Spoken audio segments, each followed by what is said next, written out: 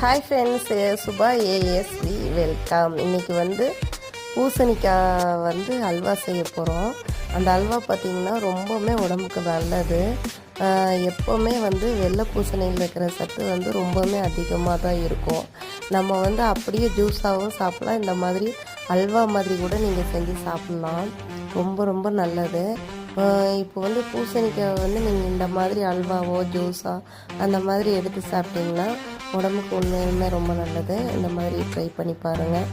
இந்த மாதிரி செஞ்சு சாப்பிட்டிங்கன்னா ஒரு வாரத்துக்கு கூட நம்ம வச்சுக்கலாம், தண்ணி படாமல் வச்சுக்கோங்க. இப்போ நம்ம அந்த ஈரப்பிசவே இருக்கக்கூடாது.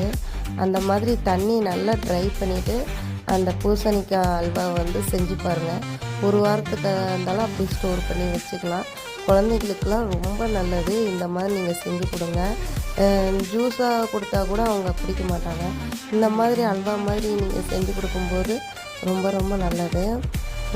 செஞ்சு கொடுத்து பாருங்கள். ஓகே, பாய். உங்களுக்கு இந்த சேனல் பிடிச்சிருந்தாலும் லைக் பண்ணுங்கள், ஷேர் பண்ணுங்கள், கமெண்ட்ஸ் பண்ணுங்கள்.